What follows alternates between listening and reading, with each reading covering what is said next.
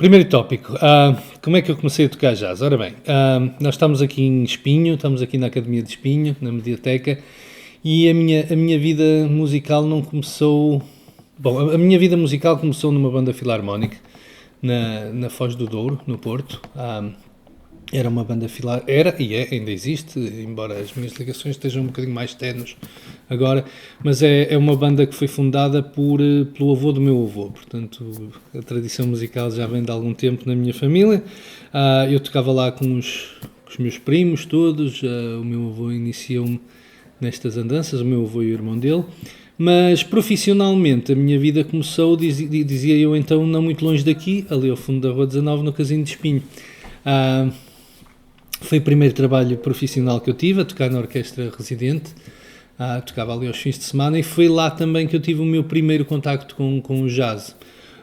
Os músicos que lá tocavam eram músicos que já tinham alguma formação em música popular. A minha formação era perfeitamente erudita, eu era aluno do Conservatório do Porto, fazia lá as minhas aulas de trombone, fazia as minhas cadeiras de formação musical, de composição, que eu na altura já gostava bastante de composição, fazia, mas não tinha a experiência de tocar música improvisada ou música, digamos assim, mais popular, música de outras vertentes. Mas como não havia, na verdade, a verdade é para se dizer, em terra de cegos, quem tem um olho é rei, não havia muitos trombonistas, a pessoa que estava à frente da orquestra queria um trombonista e pronto, eu lá consegui o meu lugar e contatei pela primeira vez então com pessoas que tinham uma formação muito diferente da minha. E o líder da banda tinha muito por hábito dizer, agora solo de trombone. Mesmo quando a coisa não estava planeada, assim em cima da hora, e depois ficava, não é como é óbvio, todas as atenções focadas no trombonista, à espera que ele fizesse um solo, e o trombonista que estava habituado a tocar umas sonatas não se sentia muito à vontade com isso, mas eu também nunca fui pessoa de me deixar ficar e fui ter com um dos músicos que tocava lá, que é um pedagogo incrível, subvalorizado talvez ainda hoje, que é o Alberto Jorge, é contrabaixista. Ele tocava lá na altura no Casino de Espinho, numa banda que era os Triunvirato, e não havia trombonistas, na verdade também não havia grandes trombonistas com quem eu pudesse estudar. Estou-me a referir obviamente à improvisação. Já havia trombonistas, o meu professor de trombone no conservatório, que era o Fernando Batista, havia uma série de pessoas que davam aulas de trombone, técnica do instrumento, mas em termos de improvisação não havia nenhum trombonista a quem eu pudesse recorrer. Foi nessa altura, talvez um pouquinho depois disto acontecer, que veio para Portugal o Klaus Niemark, que se instalou em Lisboa. Foi ele o primeiro trombonista improvisador a fazer carreira em Portugal. Mas pronto, eu aqui no Porto não tinha a quem recorrer e decidi recorrer então ao Alberto Jorge, às aulas dele na Escola de Jazz do Porto. Fiz aulas de improvisação com ele e no fim desse percurso de um ano a estudar com o Alberto Jorge, fui fazer... Eu, como disse, trabalhava no casino, não tinha muito que fazer ao dinheiro, ainda vivia em casa dos meus pais e na altura ainda se ganhava bem para tocar, ganhava-se mais do que o que se ganha hoje. Eu não sabia muito bem o que é que havia de fazer ao dinheiro e resolvi passar um mês aos Estados Unidos, à meca do jazz, e fui daqui para lá com o pretexto de ir até Chicago fazer o campo de férias do Jamie Abersole, aquele senhor dos livros e dos play-alongs. E assim foi, depois passei cerca de 2 semanas em Nova Iorque a visitar clubes e a ir a concertos de jazz e a beber um bocadinho a cena que eu tanta curiosidade tinha. E foi precisamente em Chicago, nos arredores de Chicago, que houve um professor da Berkeley que na altura se dirigiu a mim e disse: tens algum talento, tens alguma piada a tocar trombone, aqui também não há muitos trombonistas, já consideraste a hipótese de ficar aqui e estudar numa universidade americana, já que gostas do jazz? E eu lembro-me na altura de ter dito: não, isso não é possível, porque as propinas, ainda as propinas não tinham o valor que têm hoje, exorbitante, mas já eram muito altas. E eu disse-lhe: não, os meus pais nunca pensaram nessa possibilidade, nós em Portugal temos ensino gratuito, portanto não há nenhum fundo de maneio para eu ir para a universidade estudar aquilo que realmente gosto. E o senhor, na altura, disse-me: olha, deixei a tua morada que depois eu mando uns folhetos e uns papéis.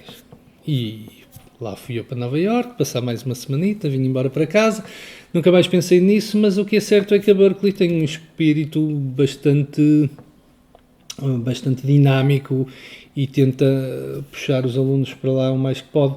E eles durante muito tempo assediaram-me com folhetos, com cassetes de vídeo, na altura usava essas cassetes de vídeo, com tudo o que era possível para me cativar, e eu cativado estava, não tinha era o dinheiro necessário para isso. Até que um dia chegou uma carta lá à casa a convidar-me para ir a Barcelona, fazer as audições, a dizer que estavam a fazer um tour europeu, que se eu estivesse interessado podia ir a Barcelona e fazer uma audição. Para além de ficar resolvida a questão da admissão à escola, ficaria também em aberto a hipótese de ter uma bolsa de estudo. Eu, na altura, fiz uma matreirice com a ajuda da minha irmã mais nova, que foi dizer aos meus pais que ia para o Algarve passar férias com os amigos, e apanhei, sou a única pessoa que sabia da história toda e que verdade seja dita, forçou que isso acontecesse, foi a minha irmã. Ela disse, não, tens que ir fazer, vais-te arrepender se não fores. E eu, de facto, lá fui fazer a audição a Barcelona, e a audição correu bem, e tive uma bolsa relativamente generosa. Soube isso depois, passado alguns meses, só nessa altura, então é que os meus pais ficaram a saber a história toda. Não foi pacífico, porque entretanto, com a bolsa de estudo veio a notícia de que eu iria deixar a Faculdade de Engenharia para ir estudar jazz. E pronto, a coisa ainda demorou um bocadinho, tentei juntar dinheiro o mais que pude para poder ir para a Berkeley, e acabei por ir na Berkeley. Passado uns meses estava na Berkeley a estudar. Obviamente depois as coisas foram geridas, aquilo é muito caro, sobretudo viver em Boston era muito caro, e eu tentei gerir as coisas de maneira a poupar tempo e dinheiro, e apercebi-me facilmente que, pela curiosidade que eu já tinha na teoria, pela curiosidade que eu já tinha na composição, se em vez de fazer trombone fizesse jazz composition, conseguia acabar o curso não em 8 semestres, mas em apenas 5, que foi o que aconteceu. Consegui terminar o curso em muito menos tempo, e isso despertou em mim também uma grande vontade uma grande vontade de compor e escrever música. Eu nunca deixei verdadeiramente de tocar, mas a partir desse ponto houve ali uns anos da minha vida em que realmente me debrucei muito mais sobre a composição e sobre a criação do que propriamente sobre a improvisação. E quando eu estava a acabar o curso na Berkeley, lembro-me que uma rua abaixo, estamos a falar de cerca de 250 metros, ficou outra escola muito importante em Boston, que é o New England Conservatory. E no New England Conservatory, na altura, dava lá aulas o Bob Brookmeyer. E eu, na altura, quando estava para acabar o curso, fui ter com o diretor e disse-lhe, olha, eu gostava de estudar mais. Eu sei que a Berkeley já não tem os mestrados, na altura a Berkeley tinha cancelado os mestrados, mas eu gostava de estudar mais um bocadinho, nem que fosse agora, vou ficar aqui mais uns meses no verão, gostava de ter alguém com quem pudesse trabalhar. E ele sugeriu, olha, porque é que não vais ali ao fundo, falas com o Brookmeyer, pedes-lhe umas aulas. E eu lá fui, para ali abaixo.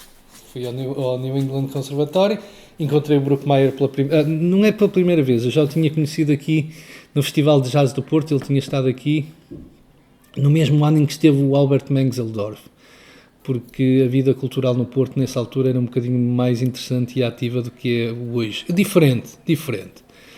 Mas havia muitas coisas interessantes a acontecer em muitos sítios. Entretanto, eu fui a ter então com o Brookmeyer, e o Brookmeyer disse, não, olha, não é possível. Na altura ele estava a gravar um disco, não me lembro se era o Waltz for Zoe ou uma coisa assim, um daqueles discos grandes, ou o New Work Celebration, um disco qualquer que ele gravou ali no final dos anos 90. E eu disse ao Bob, gostava de ter aulas contigo, e ele foi magnífico, de uma generosidade que eu depois me habituei a conhecer nele. Incrível, abriu uma porta da sala, ficámos ali a conversar 2, 3 horas, já não me lembro exatamente quanto tempo, ficámos a conversar tudo e mais alguma coisa. Mas o Bob disse, olha, eu este verão não tenho pura e simplesmente tempo para te dar aulas, porque tenho este projeto em mãos e é isto que eu quero agora neste momento fazer. Vou aproveitar a quebra das aulas, não é? O verão é o meu período de férias, para fazer este trabalho mais criativo. Eu vim para Portugal muito triste, não tinha conseguido ter aulas com o Brookmeyer, mas não deixei de pensar nisso. E depois candidatei-me ao mestrado uns anos mais tarde e consegui finalmente ir para o New England Conservatory. para estudar com o Bruckmayer. O Bruckmayer é um homem incrivelmente generoso. Eu não tenho palavras para dizer o que é estar à beira do Bruckmayer, porque de repente a gente sente que está a tocar na história do jazz, porque estamos a falar de uma pessoa que tocou com toda a gente, que fez parte de projetos incríveis, históricos, desde a orquestra do Gary Mulligan até John Mel Lewis, até uma série de coisas importantíssimas, aqueles trios que ele faz com o Jim Hall e são coisas inacreditáveis. Portanto, é tocar a história do jazz, ouvir alguém a falar da história do jazz na primeira pessoa, foi incrível. Em termos de aulas de composição, o Bruckmayer é uma daquelas pessoas que tu tens que estar absolutamente atento, porque é quando tu menos esperas que as coisas mais mirabolantes vão ser ditas e tu tens que estar lá para aproveitar aquilo, e nem sempre vem de uma forma organizada. As aulas não são palestras, são conversas, e no meio destas conversas às vezes vêm as coisas mais incríveis. Portanto, não era o professor mais organizado do mundo, mas obviamente teve muitas coisas interessantes e bonitas para me dizer e para me ensinar e para me fazer pensar, sobretudo em termos de composição, coisas conceptuais, modos de pensar a música, porque que um solo acontece aqui, porque ter esta pessoa a solar, faz sentido ter um trompete a solar se durante toda a composição tiveste a dar principal foco a um saxofone, coisas conceptuais muitíssimo interessantes que eu aprendi com o Bob. Forma, porque o Bob é um rei da forma. Se eu aprendi, acho que ainda não aprendi, é uma coisa que vou aprendendo ao longo da minha vida toda, é gerir material. O Bob é um rei a gerir material. Ele consegue pegar em 3 notas e compor uma peça de 15, 20 minutos à volta de 3 notas. Eu acho que isso ser capaz de fazer isso sem maçar o ouvinte é genial. Portanto, foi toda uma experiência. E depois o Bob adoeceu logo a seguir. Foi-lhe diagnosticado um cancro terminal, que acabou, graças a Deus, por não ser terminal. O Bob hoje já não é vivo, mas não foi isso que o levou. E ele afastou-se um bocadinho da escola.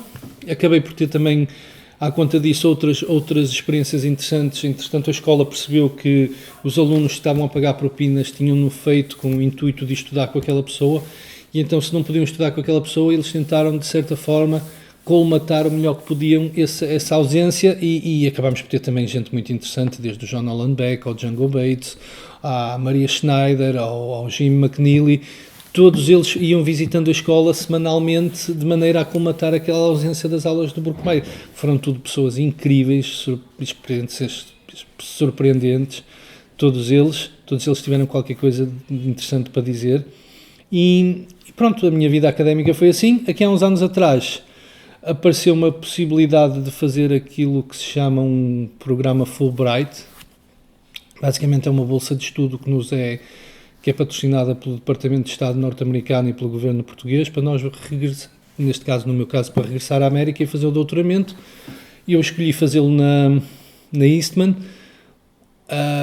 principalmente, mais uma vez, motivado por uma pessoa em especial, o Bill Dobbins. A experiência de estudar com o Bill Dobbins foi muito diferente da experiência de estudar com o Bob Bruckmayer. O Bill Dobbins, e eu não quero que isto seja mal interpretado, nós acabámos por criar uma relação muito próxima, mas o Bill Dobbins não é a pessoa doce que é o Bruckmayer. É uma pessoa extremamente agreste, que diz com uma franqueza quase rude aquilo que acha, aquilo que pensa do nosso trabalho. E os primeiros dias de lidar com o Bill Dobbins foram incrivelmente, emocionalmente devastadores para mim. Eu não sou uma pessoa vaidosa, ou tento não ser, pelo menos, mas quando a gente vai fazer um doutoramento, tenho a ideia de que já atingi um determinado patamar e que aquilo será um patamar um bocadinho acima. E chegar a uma aula de arranjos e composição e ouvir o professor dizer: tu não percebes nada disto, tens que ir voltar ao zero, tens que ir estudar tudo do princípio outra vez, nada do que tu me apresentaste me interessa, nada disto tem a ver com a tradição, tu não percebes nada da tradição, tens que ir atrás. Fazer arranjos com a expectativa dos arranjos serem tocados pela orquestra, e ele dizer: não, a gente nem sequer vai tocar isto, porque isto não tem sequer qualidade mínima para ser tocado. Portanto, todas estas coisas nos os primeiros meses de lidar com o Bill Dobbins foram muito, muito difíceis. E eu senti que tinha aquilo estava encurralado e tinha duas hipóteses. Ou desistia, ou fazia um bocado de frente, e foi isso que eu decidi fazer. E houve um dia que perdi um bocado a cabeça e disse: ok, tudo bem, eu não percebo nada do assunto, portanto, tu és meu professor, eu pago, tu recebes, vais-me ensinar o que eu preciso de aprender. Eu não disse isto de uma forma pacífica, nem sabia muito bem qual ia ser o resultado, mas o resultado foi precisamente o melhor possível. O Bill olhou para mim por cima dos óculos e disse: tudo bem, então é isso que vamos fazer, vamos lá embaixo à biblioteca, vais começar a pegar nos arranjos e nas coisas que realmente são seminais à linguagem, e vamos estudar isso juntos. A partir daí a nossa relação melhorou incrivelmente e tive 1 ano e meio de trabalho com o Bill Dobbins que foi extremamente enriquecedor, ao ponto de que no dia em que me vim embora, não é, que deixei Rochester, fui-me despedir dele e foi uma despedida emocional, porque de facto criou-se ali algo mais do que aquilo que parecia no princípio. Portanto, é preciso, eu acho aquilo que eu aprendi é que é preciso sempre alguma humildade quando a gente se propõe a aprender qualquer coisa. É sempre preciso alguma humildade e tentar absorver, seja quem for, seja o Bill Dobbins, seja a pessoa que se senta ao nosso lado numa cadeira de orquestra, seja um aluno. Nós aprendemos com toda a gente e é preciso um bocado essa postura, ter alguma humildade, perceber que toda a gente tem alguma coisa para nos ensinar, seja o Bill Dobbins, seja o nosso aluno de nível inicial. Acho que é isso que é preciso. Foi essa a grande lição que eu aprendi nessa altura. Em termos de vida académica, é isto. Eu gosto muito de fazer pesquisa, gosto muito de fazer composição, gosto muito de liderar big bands e gosto muito de tocar trombone. E tento sempre, dentro dos possíveis, fazer estas coisas todas e não deixar de fazer nenhuma delas. Gosto muito de fazer investigação, que é uma coisa que tenho feito ultimamente, nos últimos tempos. Investigação adaptada, focada essencialmente nesta área académica e de conhecimento que é o jazz, não de um ponto de vista musicológico, mas de um ponto de vista de teoria, que é uma área que não está assim muito desenvolvida e tem sido muito interessante, mas ainda não tenho assim nada de sólido para apresentar nesse capítulo.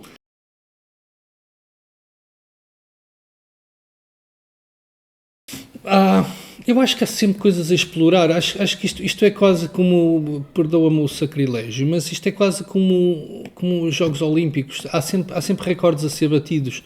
E por recordes eu não digo necessariamente tocar mais rápido, tocar mais semicolcheias por metro quadrado. Não é nada disso.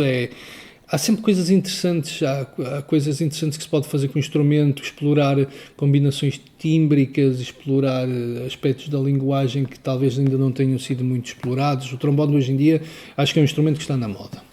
Tem havido muita gente a trabalhar com trombone. Mesmo por exemplo, se nós vermos o cenário da música popular em Portugal, da música pop, não da música popular folclórica, mas da música pop, o trombone tem estado muito presente nos últimos anos. Nós vemos projetos, um projeto que está diretamente relacionado, porque sou eu que colaboro nesse projeto, o Miguel Araújo, que é um projeto que é música pop de teor português. O trombone não seria provavelmente uma primeira escolha, mas ele faz questão de ter um trombone na banda. Posso-me lembrar da Ala dos Namorados, tenho o Ruben a tocar trombone, posso-me lembrar de todos estes projetos de música soul, uns expensive soul, tenho tido de vez em quando a colaboração de trombonistas. Portanto, na música pop existe uma grande participação dos trombonistas e do trombone. Obviamente há sempre coisas novas que nós podemos explorar, sei lá. Lembro-me assim de repente, é um lugar comum e fácil de ir, mas ainda não vi o trombone no fado. Se calhar é um caminho possível, até pela natureza vocal do instrumento, não é? É um instrumento muito, não só pela vara, mas pelo registro, é um registro tenor, é muito vocal, portanto facilmente se funde com a voz humana. Claro que sim, o trombone digitalizado também já tem sido feito, sei lá, há sempre muitas coisas há sempre recordes para bater. A evolução do trombone nem sempre foi fácil, porque no princípio o trombone tinha um papel muito idiosincrático, muito específico dentro da linguagem do jazz. Refiro-me, por exemplo, ao jazz tradicional e ao Dixieland, em que o trombone tocava aquele estilo conhecido pelo tailgate, que era tirar o máximo partido dos glissandos e andar para lá, para cima e para baixo.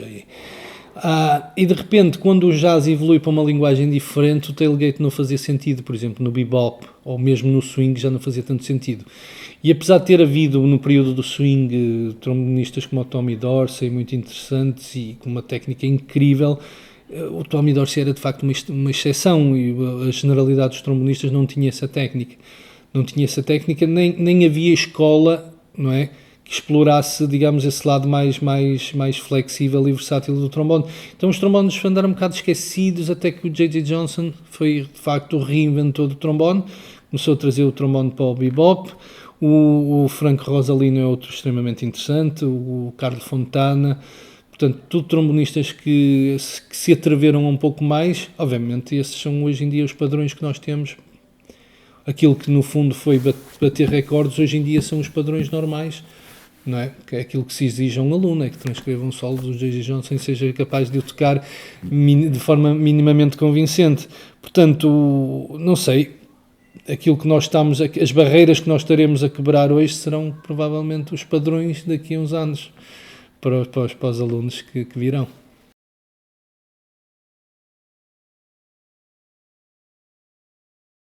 Escrevo à mão, escrevo com o computador. Obviamente o computador é uma ferramenta, eu já não me consigo dissociar do computador, porque eu ainda comecei a escrever música no tempo pré-final. E quando estava na Berklee, os meus primeiros trabalhos foram feitos ainda sem ter grande agilidade no uso do computador. E lembro-me perfeitamente do comp no Azuera, passar noites acordado a fazer partes. E portanto, hoje em dia acho que não faz sentido, desde que nós tenhamos a mínima agilidade, a mínima destreza com o computador, não faz sentido trabalhar de outra forma. Portanto, o computador para a composição, seja o compositor ou seja alguém que o ajuda a fazer esse trabalho, o computador é uma ferramenta útil. Mas repare, na minha opinião é uma ferramenta de escrita, não é uma ferramenta de composição. Eu acho que hoje em dia há um bocado essa tendência de confundir o computador com uma ferramenta de composição. O computador não é uma ferramenta de composição. Infelizmente, os programas de computador hoje em dia têm tantas falhas que nem para testar se as notas estão bem escritas que o computador serve. Porque já me tem acontecido muitas vezes, e a colegas meus acontece frequentemente, que é, tu escreves uma nota, ele toca a nota que tu escreveste e depois no fim, quando vai fazer as partes, esquece de meter um bemol ou esquece de meter o sustenido. Portanto, o computador também se engana e, portanto, nem como ferramenta para testar se tem revelado uma ferramenta assim de tanta qualidade. Em última análise, nós temos que ir lá e fazer nós o próprio teste e ver se está tudo direitinho. Isto dizer é uma coisa, fazer é outra, nem sempre temos tempo para fazer isso, mas era isso que devemos fazer. Portanto, o computador é de facto uma ferramenta de escrita muito útil para tu fazeres uma partitura e depois tirares as partes, ele faz isso em segundos, aquilo que antigamente demorava noites inteiras a fazer. Pronto, em termos de composição, eu tendo a escrever aquilo que ouço, mas também acho que é extremamente importante. Falaste das influências. Obviamente todos nós temos influências. E a música que eu escrevo tem muitas influências de muitos sítios diferentes. Agora, uma das minhas grandes preocupações é tentar que a minha música seja a minha música, não sou a música de... Eu sei que em termos de prática, de estudo, é excelente. Nós somos capazes de fazer uma peça para Big Band que sou exatamente aquilo que a Maria Schneider faria, ou que o Ted Jones faria, ou que o Duke Ellington faria. É incrível. Agora, enquanto artistas, enquanto criadores, acho que é muitíssimo importante nós tentarmos ir buscar uma linguagem que seja nossa. E eu esforço muito para que isso aconteça e faço um trabalho pré-compositivo. Isso dava horas a falar. Aliás, fiz ainda há um mês atrás, fiz uma palestra para uns alunos na Universidade de Hannover, precisamente a falar das minhas técnicas de composição. Ou seja, resumindo aquilo que eu disse lá em 2 horas, pré-composição é fundamental para nós encontrarmos uma linguagem que seja nossa, idiosincrática. Aquilo que eu quero dizer com linguagem como práticas de pré-composição. No fundo, é tentar descobrir métodos, descobrir conceitos que ainda ninguém tenha trabalhado antes. Às vezes pegar em motivos e perceber como é que esses motivos se podem desenvolver. Utilizar fórmulas matemáticas para criar motivos e depois ser capaz de os desenvolver. Portanto, existiria uma míriade de coisas. Posso dizer assim de repente. Uma das pessoas que me inspirou a pensar assim foi, por exemplo, o Oliver Messiaen. O Oliver Messiaen pensa muito o seu trabalho pré-composicional é incrível, não é? Nós temos, deve andar para aí algures, a técnica da minha linguagem musical, que era um livro que ele escreveu com 20 e poucos anos, sensivelmente, e como é que alguém com 20 e poucos anos arrisca-se a dizer isto é aquilo que esta é a minha prática, isto é o meu conceito composicional, é aquilo que eu vou utilizar durante os próximos anos da minha vida. Portanto, ele inspirou-me nesse aspecto em tentar procurar, mas para trabalharmos e para debatermos um bocadinho esse assunto seriam horas e horas e horas. Mas sim, absolutamente. Escrevo o que ouço, mas sempre ditado por algum tipo de conceito pré-composicional que depois determina o rumo da peça.